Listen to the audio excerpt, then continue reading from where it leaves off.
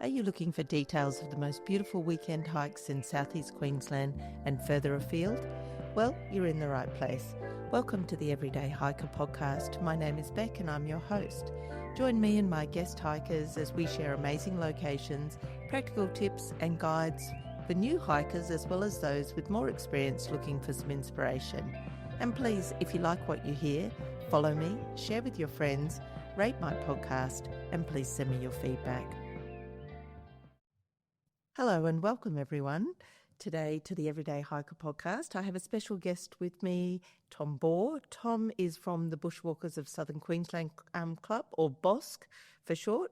Tom is also a registered nurse and has a particular interest in first aid, particularly first aid for bushwalking, and has been working with the club to do a number of programs. So I thought, what a great idea to get Tom in and talk about the basics of first aid when you're bushwalking, and in particular the dreaded meeting of a snake and what that might mean if in a very not common scenario, but one that might happen that you got bitten by one. So welcome, Tom. Thanks very much, Beck. And the snake scenario is very appropriate. There's a lot of snakes around. That's right, and we're coming into snake season, aren't we? So good to know what to do if the worst happened. Yeah. So, Tom, before we get started, I thought I might ask you to just talk a little bit about your history with bushwalking, why you joined the club, and we'll go from there into first aid. Right, thanks. Well, I started bushwalking in Tasmania. In my early 20s and late 20s, and did a few of the mountains around Tasmania, and then I had a long break out with married life, having children. Didn't really get time for much bushwalking. So I came back in the 50s when I was in 50. What a challenge, I think you were saying. Yeah, you went on a challenge for work. Yeah. What triggered me back into it was a work challenge at my workplace. About four guys, inexperienced bushwalkers, tried to get up to the Stinson Wreck. And it was a bit of a disaster, of course. We didn't get up to the top. We ran out of time. I think with the Stinson Wreck, time is very crucial. It gets dark very early. And we had to go back. But I was sort of a sense of failure, I guess, in not getting to the top. So I contacted Bushwalkers of Southern Queensland as a visitor and begged them to take me up on a Stinson walk, which was interestingly happening at that around 2 weeks after I did the walk from work. So they took me on as a visitor on a challenging walk. I really didn't look back after that, and we got to the top, and it was an amazing experience, and that prompted me back into bushwalking, I guess, and I joined the club, of course, and yeah. And from there, I haven't looked back, really. So that was a bit of a baptism of fire, picking the Stinson Wreck as a first bushwalk back for many years. And I think it's something maybe all of us have fallen into the trap of taking on a walk that we're not really got the skills for. And sometimes it's because we don't know that the walk is going to be challenging. And they're probably the ones you're more likely to get into trouble, aren't they, with falls and cuts. And that's when, if you don't have the right gear in your backpack, it could be more problematic. You were lucky you got back down before it was dark, but what if one of the four of you had taken a fall? And that's what I think we're talking about today, isn't it? If one of the four of you had taken a fall, perhaps there was a fracture or an open wound or something like that, what would you do? What should you have in your backpack, in your basic first aid kit? Now, I'm going to confess and be guilty here of when I first started getting back into bushwalking like yourself, I would perhaps have a variety of Band-Aids and some tissues, and maybe I had some Savlon or something like that tucked away in a pocket of my backpack, and I thought, well, I've got the basic first aid, and maybe I was only going to somewhere close like Mount Coot, so I felt that was sufficient. But as I've gone on and got into more advanced walks, I've been slowly adding things in, and I'm interested to see how my scorecard goes today if we talk about some basic items, make sure I've got them. So if you were to be putting a first aid kit together for the first time, what do you think are the absolute must-haves to get it started? Well, I'd divide your equipment into 2 packs. I'd have a snake bite pack and also a wound pack. The snake bite pack is also can be actually improvised. You can use the bandages in the snake bite pack for sprains. You can actually use it for sprains, tourniquets. The snake bite bandages actually make a good pad to control bleeding, and also you can actually improvise it and have a tourniquet actually within that pack too. So you can improvise that, but the main thing is for snake bites, I call it a pressure immobilisation pack basically. It can be used for other bites like funnel web spiders, blue ring octopus, and also cone shells bites in a marine environment. The other pack, I would just have basic wound equipment. I'd just you really have to think how you're going to prepare wounds, and one of the things would be to think about the type of dressings you need, the pads you need, a good selection of Band-Aids, some normal saline to irrigate the wound. A lot of the times when you're in a sort of a remote situation, if you have a wound, the main thing is to clean the wound and debride the wound. So you need equipment for that, like tweezers and that, to remove foreign objects. So basically, I divide your equipment up into 2 packs, basically. I call it a pressure immobilisation pack and a wound pack. And a wound. Yeah. And so a wound, and obviously something like a bandage would keep a wound clean as well, if nothing else, to get you out off the trail until you could get medical help. Clean. Yeah. So just to summarise that, we need something to flush it out, so saline. Yep. You need something to remove any obstacles. So splinters, I think, are really common. Small ones are fine, perhaps to do later. But if you get a really large splinter, that can bleed a lot.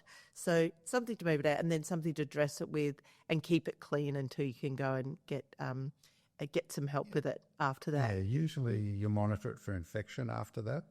But your main aim while you're on the actual walk is to clean it and debride it. Yep. Just to clean it up, bandage it up, dress it, bandage it. Okay. The other things I didn't mention were things like it's very important to have, these days tick bites are treated with what they call a freeze spray or ether spray. It's important to have that on board. The other thing is tweezers as another option for ticks. I'm just trying to think of the others. The other thing is now I carry a adrenaline injector for the possibility of anaphylaxis, because in a situation where you're actually possibly being stung or bitten, you're actually introducing a foreign body into your skin, and that can cause an allergic reaction, or if it's particularly bad, you can develop an anaphylaxis. And so is having a couple of tablets like your Claritines, your anti-allergy, would that be a good another solution for that? Excellent point, because you always want to carry some medication, some basic medication like antihistamines and pain relievers, but antihistamines are very important when you're in a sort of a remote situation. Yeah, to stop that reaction. Yeah, maybe to head off a possibility of an anaphylactic shock. It starts usually with allergy, and usually, if you do have an allergic reaction, you can take a antihistamine to help with that. Now, funnily enough, I have a bee sting allergy, and this came about because as a young child, I lay during a hide-and-seek game in a wasp's nest, and I got stung so many times that apparently we only have so much resistance to wasp and bee stings, and I used pretty much most of mine up on that that one incident. So even if you don't know that you've got an allergy, that could happen to you on the trail. You could accidentally sit on an ant's nest or a wasp's nest or something like that, and really, so even if there was nothing pre-existing, you've now created one. You don't know, really. Yes, yeah, that's a really good point. So now with ticks, look, I think ticks and leeches, we all go, oh, yuck, but they're part of the Aussie bush, so we've got to be used to them. I'd always learned that with ticks, you've got to put some, I always think of having hand sanitizer, stick some of that on them first to get them to withdraw the head, and then you can tweezer them out. Is that a bit old-fashioned guidance? It is. Okay. Oh, well, damn. That's how I've been treating ticks. So better off to have the freeze spray for ticks. Yeah. Well, there's different types of ticks. They're in different stage of their life cycle. But the ticks you're going to get in spring, summer are the adults. It's the adult female that does the biting. So what we do nowadays, we recommend not to actually physically touch the tick, try and pull it out, try and bathe it in particular solution like kerosene or something like that or whatever. That provokes the tick into actually regurgitating the contents of its stomach. So there is always a risk of allergy from tick bites, and the most you've probably heard of mammalian meat allergy. Yes, or is that Lyme's disease? Or that's not related? That's different. Yeah. Okay. Yeah, this is mammalian meat allergy is a real problem. And what you're doing with killing the tick directly, you're preventing you getting the mammalian meat allergy. If you leave the tick in for too long, that puts you at risk of a lot of allergies and infections. So the theory behind it is to kill it on the spot with the freeze spray. But the freeze spray can be very technical. You sometimes you can't use it on certain parts of your body. So the fallback is the fine pointed tweezer that should be in your first aid kit too. See, there again, you can improvise that. You can use that for debriding. You can cleaning up a wound, or or swapping it over to removing a tick, sort of thing. So, yeah. So just remember those two things: the freeze spray, and then the tweezers. Okay, great. Well, that's something I've got to put in my first aid kit. So I didn't get a gold star on my scorecard so far, but that's okay. That's very helpful to know. Is there anything with leeches? I mean, once again, I sort of think you just have to pull them off. Is there anything in particular you should have for them in your first aid kit? Yeah, I'd go to my wound pack for leeches. I'd have some padding to stop the bleeding, and some Band-Aids, really. It's simple, really. You want to control the bleeding. A lot of people like to bleed out, unfortunately, and you see a lot of people just with blood running down their legs, blood down their face. It's not a good look, and it's really body solutions. So you really want to clean it up. This infection control is very important too. You don't want to leave blood on the surface of your skin. You really want to clean it up first. Stop, control the bleeding. Very difficult with leeches, unfortunately, but just a simple dressing, just some Band-Aids, really. Okay, that's good practical tips there. Thank you. Now let's get on to snake bites, because one of the things I hear when people say about bushwalking is, I get so scared of seeing a snake on the trail. And I have a girlfriend who might listen to this and she'll know I'm talking about her, who really dreads seeing one. And in fact, last week I saw a really large python. But it was a python. But so I guess part of it is the average person won't be able to recognise which snake it is, and if they get bitten by it, whether it's something they have to worry about or really worry about. So I wouldn't necessarily know an eastern brown snake if I saw it. I'd be worried if I saw a brown snake, but I wouldn't know the difference between an eastern brown and another brown snake. So the first thing that you should do if you've been bitten by a snake or suspect you've been bitten by one, what's the first step you should take? Make sure the ground's clear. Avoid the snake as much as possible and drop to the ground. Open your first aid, open your pack, quickly retrieve your snakebite kit. Try and control the emotional part of the injury. Mm. It would be very frightening to be bitten by a snake. So get a hold of your nerves. And I would unpack quickly your snake bite kit, just spread it on the ground. I would start quickly with the bandaging. I know there's a point, you have to choose a point where you actually contact the emergency authorities, but I would try and get at least the first the first bandage on quickly. And before you put the bandage on, you start by putting a pad on the actual bite. Mm-hmm. The pad will soak up some of the venom, and they'll be able to use that venom, or they'll just extract that pad in the hospital. And they've got snake bite venom kits now that can identify the different types of venom. I think the first thing is to drop to the ground, immobilise yourself as much as possible, keep as still as possible. That's why I mentioned about it's a pressure immobilisation kit.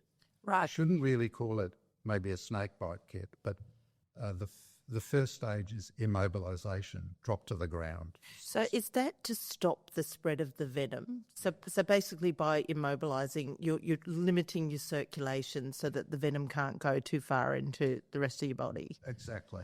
Okay.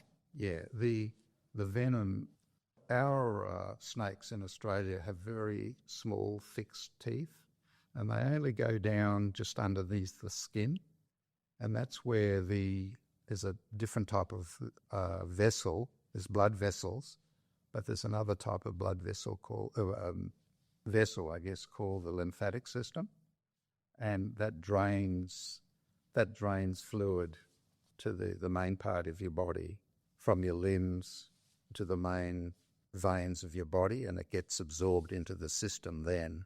But it's the actual fluid in the lymphatic system that actually will absorb the venom, and the actual bandage manages to compress that venom in that vessel, preventing it from eventually moving into the main part of your body. Okay. Okay. So if you move your muscles, you will force that fluid back into the main part of your body.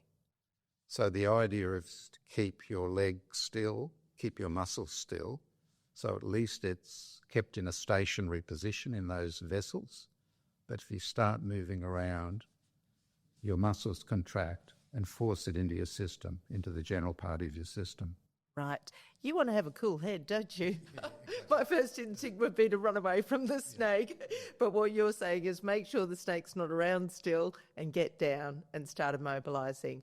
So we've got the bandage, and we're going to talk about, because there's a special type of bandage. But if you've just got a regular old bandage in your kit, where are you bandaging? Above or below the wound or on the wound? Well, I follow the Australian Resuscitation Council guidelines, and they use two bandages. With the first bandages, you put your pad down over the bite, and then you wrap the bandage around that area of the bite. That's your first bandage that goes down, and that gives you a good start, and it compresses those vessels. It captures that venom in those vessels.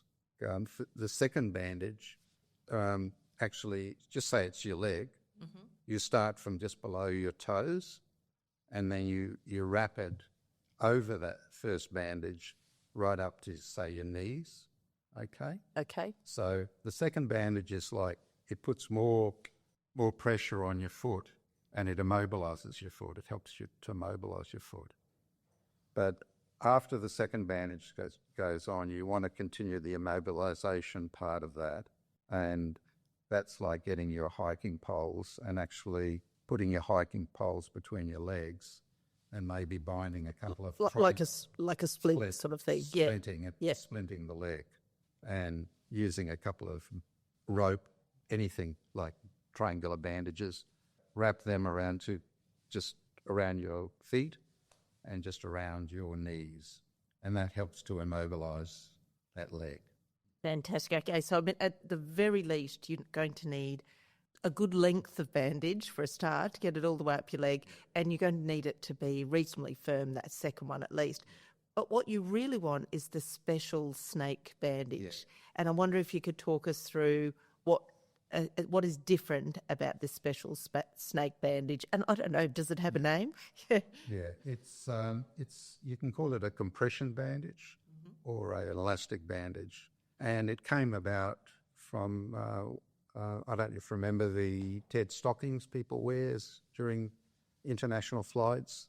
That's an elastic bandage. It compresses the veins and well, especially the veins. Yeah, to stop the deep vein thrombosis. Yes. That it developed from there, and the technology improved, and they eventually developed a really good snake bandage, which has got little indicators. They're little rectangles. It's like a ladder of rectangles all the way up the bandage, in the middle of the bandage, and you actually learn to control the stretch. When you're putting the actual bandage on the actual leg, you try and get the right stretch, and the right stretch is indicated by the rectangle forming a square. So you're pulling it, you're stretching it out. It's all got, You sort of want to stop when you actually get to the actual square.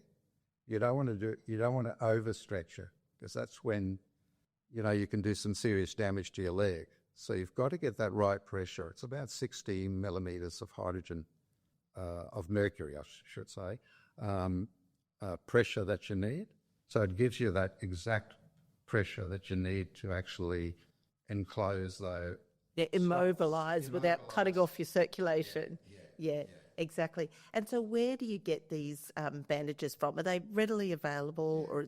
So is anywhere they sell St John's first aid gear, a regular chemist would sell it? Most chemists would have them. I buy them, if you don't mind me saying, at Chemist Warehouse, because I know they stock a lot of them. And what sort of price point are they? They've gone up. They're just over $13 an hour. Oh wow! Still, that's pretty cheap for if it could save your life. $6 for two. Yeah, exactly, and that's what you'd recommend to have two in your kit. Yeah, that's fantastic. What I thought we would do today is Tom has very kindly brought in a few of these things, so I'm going to take some photos and I'll attach that in the show notes so that you can actually see what the bandage looks like, what the tick spray looks like, that sort of thing, that we can put the details on. Now, Tom, you've also done some fact sheets that are available to members of the club, and you do some training sessions with members as well. Do you want to talk about that? Yeah, I focus on it's actually a practice session, so we actually practice treatments or first aid that is technologically hard. That's very technically hard, so I should have said. We look at basic life support. That can be very difficult, especially the compression part of it. We look at snake bite bandaging, get people to actually practice, not just, most people have just got the snake bite bandages in their packs. But they don't really know how to use it. Practiced it. Yeah. So we give people the opportunity to have a practice. We look at wound care and bleeding control. And the other one we do is anaphylaxis. We look at the things that are technically hard, like the adrenaline injector. That needs a little bit of skill to learn how to use that. Snake bite bandaging is incredibly difficult, and it's certainly worth practicing. So it's those 5 or 6 technically difficult first aid treatments that we focus on during that session. It's only half a day. Okay. Yeah. So if you're serious about your bushwalking, and particularly if you're doing remote walking, and particularly maybe by yourself, these are skills you really need to learn. So, like I said, I'm going to put the details in there for people to have a look at and to contact you potentially to discuss the opportunity to get involved with that and with the club. But in summary, because I note the time, and we could talk about these things forever, couldn't we really? But that sometimes they're what-if scenarios. Hopefully they're what-if scenarios, but they're so good to understand and know. I would say, I wanted to ask you, your inclination might be to get down off the track, to get back to your car, to get to help. When are the scenarios when you should just stay put and wait for help to come to you? I do that initially. I'd at least spend It's going to be difficult if you can't, you're in a very remote situation, you can't get help. I would give yourself quite a few hours of immobilization and compression. That certainly, you've got up to about 8 to 10 hours of grace, really. Once you've got that, it really slows down the possibility of the venom getting in the system. But the Australian resuscitation guidelines, right at the last paragraph, they mention about if you've been waiting there for too long, that's probably not the right way to go. Main advice they give is to remove that first bandage, or the second bandage, I should say, and walk out to a place where you can get help. And that may be walking down to a creek where you've got better reception, and then turning on your personal locator beacon or whatever, making the phone call or something like that.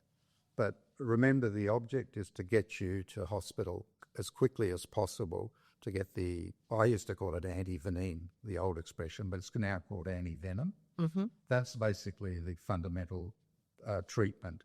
So the advice is stay put for a few hours, but then if you can't get hold of help, exactly, after that you want to move down to somewhere where you can get that range, so that you can get that help, because you need to get to hospital in the 8 to 10 hours. Okay, that's fantastic. I think that's clear of what we have to do. One other thing I would say is, coupled with this, if this did happen to you, some other things you might want to think about, I guess, in that first aid kit. One of those silver blankets, because if say it happens in the afternoon and you're getting cold, that's probably your best. Well, exactly. And yeah. I've got it in the pack. Yeah, and they're a few dollars, so it's crazy not to have one of those in your kit, just in case. And also, if people go into shock, it could make a difference, can't it, as well, to have the silver blanket. So control. Yeah. Keep yourself warm. And I think with anything, whether it's a wound or any type of injury, you might think you're okay at first, and then that shock can be delayed. So that can be the problem with trying to take off too quickly as well, can't it? Yeah. Yeah. Yeah, definitely initially for those first few hours. You've still got 10 hours. You could wait out there for 10 hours. Indigenous people, when they're bitten, they use the immobilization part of it. They just sit against a tree and just wait it out for a couple of days even. They've learnt to do the immobilization. So the immobilization is very important. It's the technique that we need to be aware of. Just do not move, So, yeah. Well, thank you. I've learned a lot from that, perhaps allaying my fear a little bit, because I'd have a plan of what to do. I really appreciate it. And like I said, we could talk so much about other circumstances, and we might keep them for a later episode. But for today, like I said, I'll put the details so that people can have a look at. And I want to say to you, Tom, thank you very much for your time, your experience, and sharing all that knowledge with us about what to do with some very basic first aid when you're out bushwalking. Thank you, Beth. Bye for now. All right. Thanks very much for listening. You'll find details of the trails and locations and all the details of things we discussed today in the show notes. And don't forget, I'd love to hear from you. Please leave me feedback, suggestions or ideas. And I'd really appreciate if you like what you hear, rate me, follow me or share with your friends. Thank you, and until next time, happy hiking.